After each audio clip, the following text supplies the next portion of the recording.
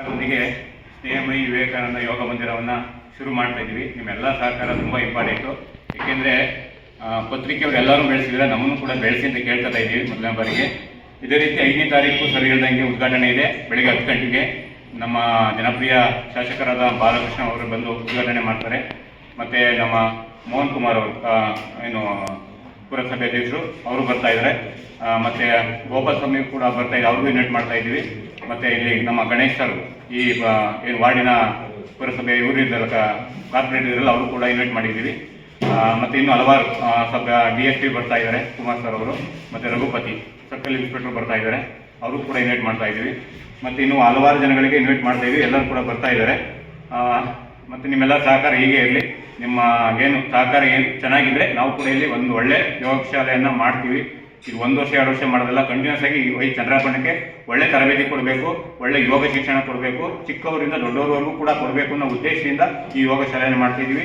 ತತ್ವ ಇರೋದಷ್ಟೇ, ನಾವು ವಿವೇಕಾನಂದ ಯೋಗ ಕೇಂದ್ರ ಅಂತ ಮಾಡಿರೋ ತತ್ವ ಏನು ವಿವೇಕಾನಂದ ತತ್ವ ಇದೆ, ಹೇಳಿ ಎದ್ದೇಳಿ ಗುರಿ ಮುಟ್ಟುವ ತನಕ ನಿಲ್ಲದಿರಿ ಅನ್ನೋ ಉದ್ದೇಶದಿಂದ ಇಟ್ಕೊಂಡು ಹೇಳಿ ಎದ್ದೇಳಿ ನಿಮ್ಮ ಆರೋಗ್ಯವನ್ನು ನೀವೇ ಕಾಪಾಡ್ಕೊಳ್ಳಿ ಅನ್ನೋ ಉದ್ದೇಶದಿಂದ ಈ ಯೋಗ ಶಾಲೆಯನ್ನು ಮಾಡ್ತಾ ಇದ್ವಿ.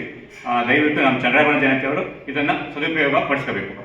ಹಲವಾರು ಮಕ್ಕಳಿಗೆ ಒಂದು ರಾಷ್ಟ್ರ ಮತ್ತು ಅಂತಾರಾಷ್ಟ್ರೀಯ ಮಟ್ಟದವರೆಗೂ ಇಲ್ಲಿಯ ಮಕ್ಕಳಿಗೂ ಕೂಡ ಒಂದು ಉಪಯೋಗ ಆಗಲಿ ಅಂತೇಳಿ ನನ್ನಲ್ಲಿ ಕೇಳ್ಕೊಂಡಾಗ ಅವರು ನಾವು ಮತ್ತು ಇನ್ನೊಬ್ಬರು ನಮ್ಮ ಶೆಟ್ಟಿಹಳ್ಳಿ ಮಂಜುನಾಥ್ ಸರ್ ಅವರು, ಹಾಗೆ ನಮ್ಮ ಇನ್ನೊಬ್ಬ ಯೋಗ ತರಬೇತುದಾರರಾದ ಕಿಶೋರ್ ಅವರು, ಇವರೆಲ್ಲರೂ ಒಂದು ಸಹಯೋಗದೊಂದಿಗೆ ನಾವು ದಿನಾಂಕ 5/4/2026 ಇದೇ ಪತ್ರಿಕಾ ಭವನದ ಒಂದು 2nd ಫ್ಲೋರಲ್ಲಿ ಈ ಒಂದು ಯೋಗಾಸನ ತರಬೇತಿ ಶಾಲೆಯ ಒಂದು ಉದ್ಘಾಟನಾ ಕಾರ್ಯಕ್ರಮವನ್ನು ಕೂಡ ಆಯೋಜಿಸಿದ್ವಿ.